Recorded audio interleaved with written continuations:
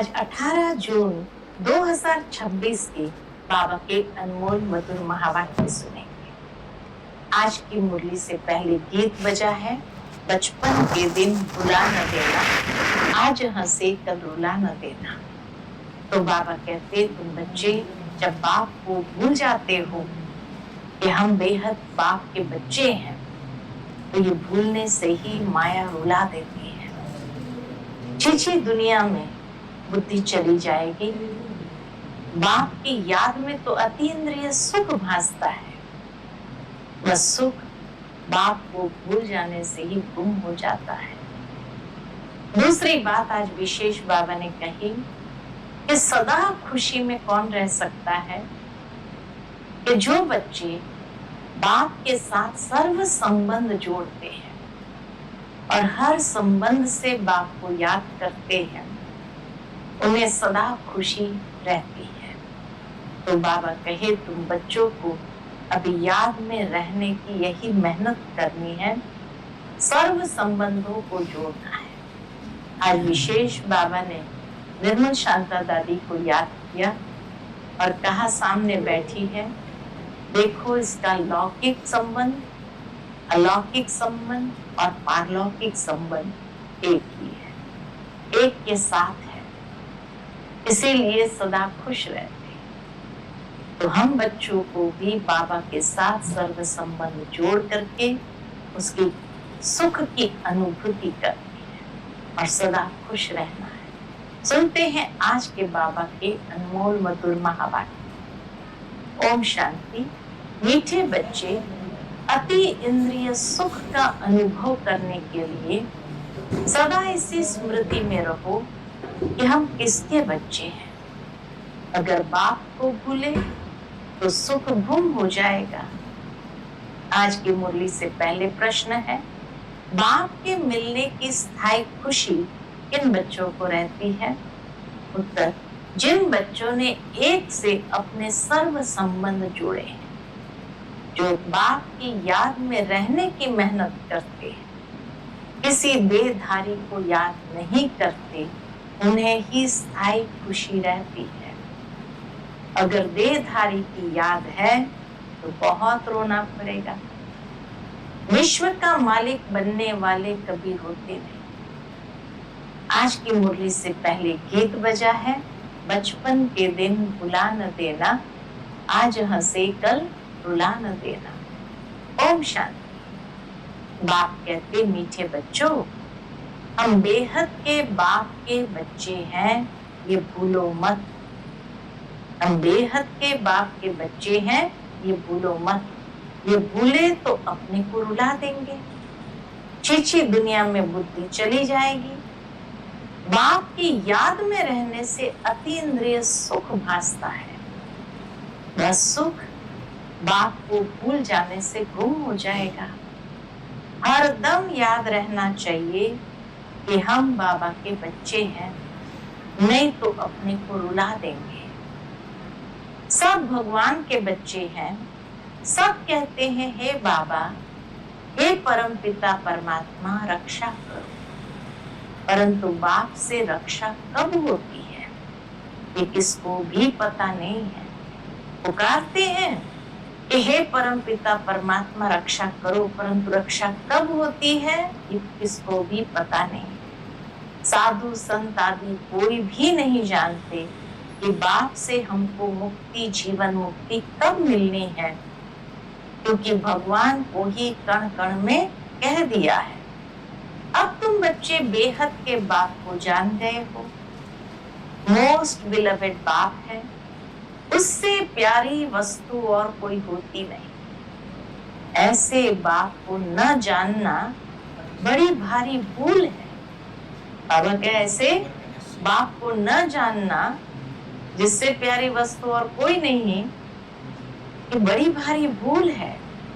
शिव जयंती क्यों मनाते हैं, वो कौन है, यह भी कोई नहीं जानते। बाप कहते हैं, तुम कितने बेसमझ बन गए हो। माया रावण ने तुमको क्या बना दिया है। अभी तुम बच्चे जानते हो, यह हमारी जन्मभूमि है। मैं हर 5000 वर्ष के बाद आता हूँ। वह फिर कह देते हैं 40,000 वर्ष बाद जब ये कलयुग पूरा होगा तब आएंगे।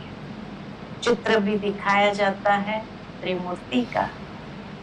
त्रिमूर्ति मार्ग नाम भी रखा है, परंतु 3 मूर्ति ब्रह्मा विष्णु शंकर को कोई भी नहीं जानता। त्रिमूर्ति मार्ग जरूर रखा है नाम, लेकिन बाबा कहे वो 3 मूर्ति ब्रह्मा विष्णु शंकर को कोई नहीं जानते। ब्रह्मा क्या करके गया, विष्णु और शंकर क्या करते हैं, कहाँ रहते हैं, कुछ भी नहीं जानते। बिल्कुल ही घोर अंधियारे में है। बाप है रचयिता, उनकी ये कितनी बड़ी रचना है, कितना बेहद का नाटक है। इसमें बेहद के मनुष्य रहते हैं। आज से 5000 वर्ष पहले जब सतयुग था, भारत में जब इन लक्ष्मी नारायण का राज्य था, तो और कोई राज्य नहीं था। भगवती श्री लक्ष्मी भगवान श्री नारायण को कहा जाता है। राम सीता को भी भगवान राम भगवती सीता कहते हैं। अब ये भगवान नारायण भगवती लक्ष्मी कहाँ से आए? राज्य करके गए हैं, परंतु उनकी जीवन कहानी तो एक भी नहीं जानते। सिर्फ गाते रहते हैं, हे भगवान दुख हरता सुख करता, परंतु ये किसकी भी बुद्धि में नहीं आता कि वह दुख हरता सुख करता कैसे है। कौन सा सुख सबको दिया और कब सबका दुख हरा, कुछ भी नहीं जानते। कौन सा सुख सबको दिया, कौन सा दुख हरा, कब दुख सबका हरा, ये कुछ भी नहीं जानते। तुम बच्चे अभी यहाँ राजयोग सीख रहे हो, भगवती लक्ष्मी भगवान नारायण बनने के लिए। जानते हैं भगवती सीता भगवान राम भी बनने का है। 8 जन्म सतयुग में पूरे करके फिर राम सीता के राज्य में आने वाले हैं। 21 जन्म के लिए बेहद की राजाई तुम यहाँ स्थापन कर रहे हो। तुम भगवती भगवान स्वर्ग के मालिक बन रहे हो। स्वर्ग कोई आसमान में नहीं है, यह भी किसको पता नहीं है कि स्वर्ग कहाँ है। बिल्कुल ही तुच्छ बुद्धि है। कहते हैं फलाना स्वर्ग पधारा, परंतु समझते कुछ भी नहीं है। अच्छा, क्या क्रिश्चियन बौद्धी सब हेवन में जाएंगे? बाबा कहते क्या क्रिश्चियन बौद्धी सब हेवन में जाएंगे और बाद में आकर अपना धर्म स्थापन करते हैं, तो फिर वह स्वर्ग में कैसे आ सकते? स्वर्ग किसको कहा जाता है यह भी उनको पता ही नहीं। सन्यासी लोग कहते ज्योति ज्योत समाया, कोई फिर कहते निर्वाण धाम गया। निर्वाण भी तो लोक है ना, वह तो निवास स्थान है। निर्वाण जहाँ वाणी नहीं है, आवाज नहीं है, तो ज्योति ज्योत में लीन होने की बात ही नहीं। ज्योति में मिल जाए तो फिर तो आत्मा ही खत्म हो जाए, खेल ही खत्म हो जाए। इस ड्रामा से कोई भी आत्मा छूट नहीं सकती, कोई भी मोक्ष को पा नहीं सकते। गीत का अर्थ भी कोई समझते नहीं है, न जीवन मुक्ति का अर्थ समझते हैं, न आत्मा परमात्मा का अर्थ समझते हैं। बाप कहते तुम्हारी शक्ल तो मनुष्य की है, जो इन देवताओं की भी थी। सतयुग आदि में देवता थे, सतयुग आदि में देवताएं थे। उन्हों का 2500 वर्ष राज्य चला, बाकी 2500 वर्ष की बात है जिसमें और सब धर्म आते हैं। 5000 वर्ष के बदले मनुष्य कह देते लाखों वर्ष कल्प वृक्ष की आयु है, परंतु तुम्हारी बात समझने के लिए भी नहीं आएंगे। बाबा कहते सत्य बात को समझने के लिए भी नहीं आएंगे। हाँ, आएंगे भी वही जिन्होंने कल्प पहले आकर समझा होगा। पहले तो समझाना है। एक है हद का सन्यास, जो सन्यासी लोग घर बार छोड़ जाए जंगल में रहते हैं। पहले पहले वह सतो प्रधान थे, फिर अब तमो प्रधान बने हैं, तो जंगलों से लौट कर आए, बड़े बड़े महल बनाए हैं। इन सन्यासियों ने भी पवित्रता के आधार पर भारत को थमाया जरूर है, भारत की सेवा की है। ये सन्यास धर्म नहीं होता तो भारत एकदम विकारों में जल मरता, पतित बन जाता। तो कितना उपकार है साधु सन्यासी महात्माओं का भी, जिन्होंने भारत को थमाया। यह भी ड्रामा बना हुआ है। उन्हों में पहले पवित्रता की ताकत थी, जिससे भारत को थमाया है। इन देवताओं का जब राज्य था तो भारत इतना शाहूकार था। इन्हों के इतने बड़े बड़े हीरे जवाहरत के महल थे, वो सब कहाँ गए? सब नीचे चले गए। लंका और द्वारिका के लिए कहते हैं समुद्र के नीचे चली गई। लंका और द्वारिका के लिए कहते हैं समुद्र के नीचे चली गई। अभी तो है नहीं। सोने के महल आदि सब थे ना। जब मंदिरों आदि में हीरे जवाहरत लगा सकते हैं तो वहां क्या नहीं होगा? अगर मंदिर में इतने लगाए उनके महलों में क्या नहीं होगा? कितनी तुम बच्चों को खुशी होनी चाहिए। बाबा फिर से आया हुआ है, कहते हैं बाप को याद करो। याद एक को ही करना है, जिससे विकर्म विनाश होते हैं, परंतु वह भूल जाते हैं और देहधारी की याद आ जाती है। देहधारी की याद से तो कुछ भी फायदा नहीं। बाप कहते माँ में कम याद करो, किसी भी देहधारी को याद नहीं करो। अम्मा मरे तो भी हलवा खाना, बीवी मरे तो भी हलवा खाना। एक बाप की याद से ही कमाए।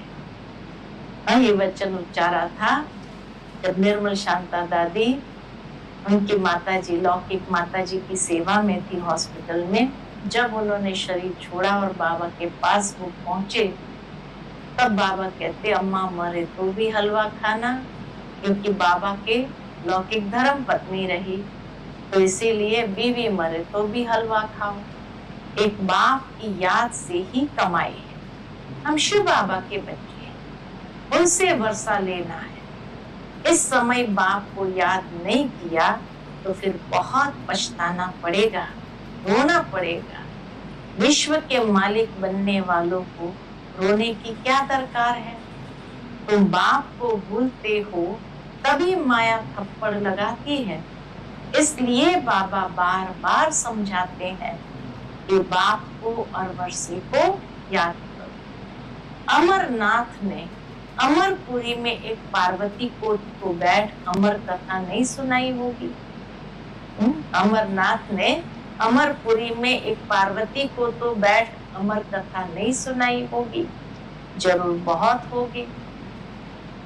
जो भी मनुष्य मात्र है सबको बाप समझाते हैं कि अब पतित मत बनो, अब पतित मत बनो, ये अंतिम जन्म पवित्र बनो। वहां स्वर्ग में कोई विकार नहीं होते।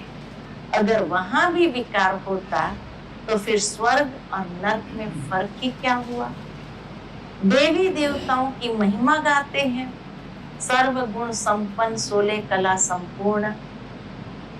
भगवान आकर भगवान भगवती ही बनाएंगे, सिवाय भगवान के कोई बना न सके। भगवान तो एक ही है, गाया भी जाता है भगवान भगवती की राजधानी।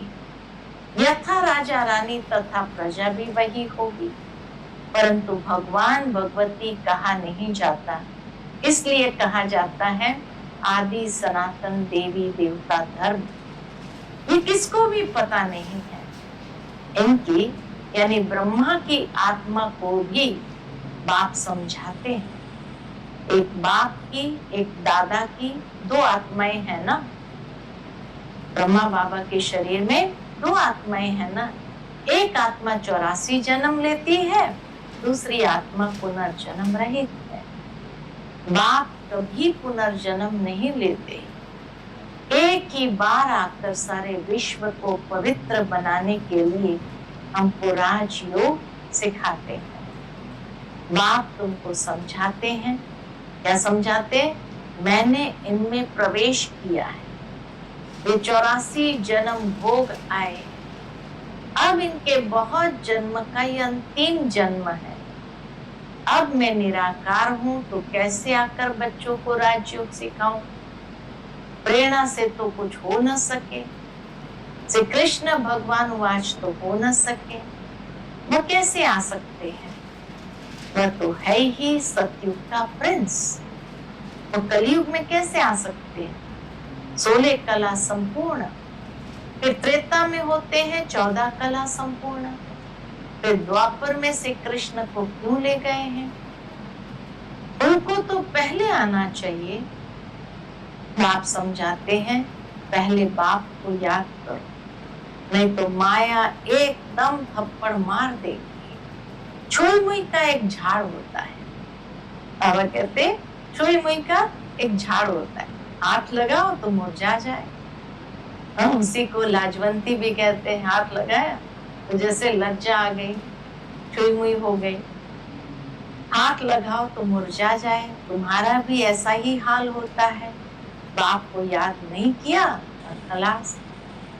गीत में भी सुना, बचपन के दिन भुला नहीं देना, बाप को भूले तो कहाँ न कहाँ चोट लग जाएगी। सावधान करते बाबा, बाप को भूले तो कहाँ न कहाँ चोट लग जाएगी। बाप कहते तुम हमारे बच्चे हो ना, ये शरीर तो विश्व से पैदा हुआ है, अब इनके लौकिक माँ बाप है, यह तो है पारलौकिक बाप, और इनको फिर अलौकिक बाप कहा जाता है। लौकिक माता पिता शरीर के, पारलौकिक बाप आत्मा के, और अलौकिक बाप प्रजापिता ब्रह्मा को कहा जाता है। ये हद का था, फिर बेहद का बन गया। अभी देखो ये लौकिक बच्ची निर्मल शांता दादी बैठी है, तो बाबा कहे अभी देखो ये लौकिक बच्ची बैठी है, ये लौकिक भी है, अलौकिक भी है, पारलौकिक भी है। बाकी शिव बाबा के तो भाई बहन है नहीं, न लौकिक न अलौकिक न पारलौकिक, इतना फर्क है। एक बाप का बनना मासी का घर नहीं है, ऐसे बाप से संबंध जोड़ना है, टाइम लगता है। शिव बाबा की याद में रहना बड़ी मेहनत है।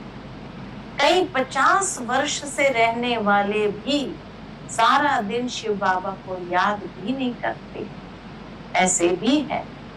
और सबको भूल एक को याद करना बहुत बहुत मेहनत है।